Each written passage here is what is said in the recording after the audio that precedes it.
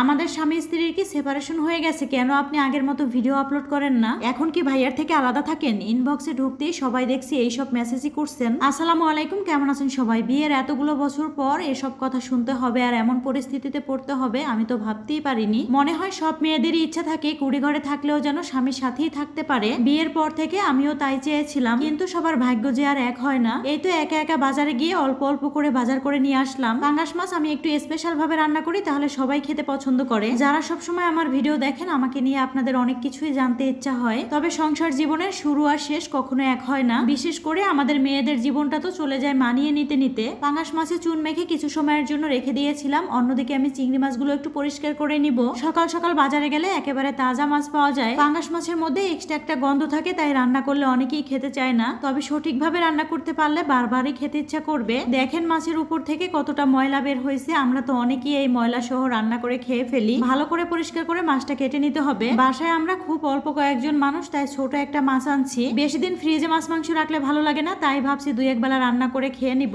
পাঙ্গাস মাছ রান্না এবং পরিষ্কারে আর ব্যবহার করব লেবু। আমি অনেক ভালো রান্না করতে পারি না, আর কখনো বলিও না যে আমার মতো আপনারা রান্না করবেন। তবে যারা পাঙ্গাস মাছ পছন্দ করেন কিন্তু গন্ধের জন্য খেতে চান না, আমি তাদেরকে বলবো এইভাবে একবার রান্না করে খেয়ে দেখবেন। মাছগুলোর মধ্যে লবণ আর লেবুর রস দিয়ে ভালো করে পরিষ্কার করে নিয়েছি। জামাই তো ইদানিং তার কাজে এত বেশি ব্যস্ত থাকে, ঠিক মতো বাসায় খেতেও পারে না, তাই আমাকে বাজার থেকে শুরু করে সবকিছু নিজের হাতেই করতে হয়। অনেকেই ইনবক্সে এসে বলেন, আপু ভাইয়াকে এখন আর আপনার সাথে দেখি না কেন?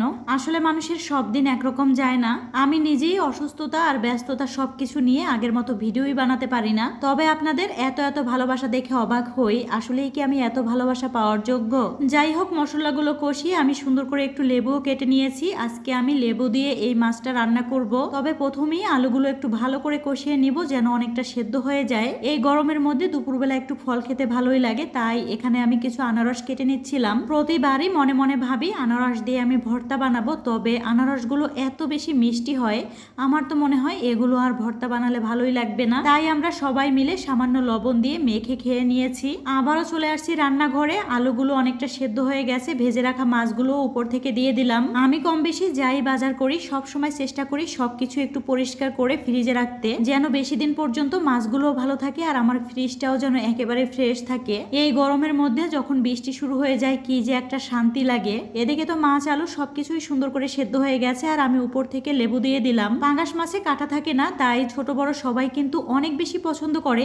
তবে একটু গন্ধ আসার কারণে অনেকে আবার খেতেও চায় না। এই যে রান্নাটা দেখছেন, এটা কিন্তু আমার মায়ের কাছ থেকে শিখেছি। ভীষণ ভালো লাগে। আমাদের গ্রামের বাড়িতে বিভিন্ন ধরনের গাছের পাতা দিয়ে মাছগুলো পরিষ্কার করা হয়, তবে শহরে বসে আমি এইভাবেই সবসময় পরিষ্কার করি। কিছু মাছ আমি রান্না করছি, আর কিছু মাছ থেকে গিয়েছিল, সেগুলো আমি সুন্দর করে পরিষ্কার করে একটা বক্সে করে ফ্রিজে রাখছি। তো যাই হোক, সবাই ভালো থাকবেন। আজকের ভিডিওটি এ পর্যন্ত।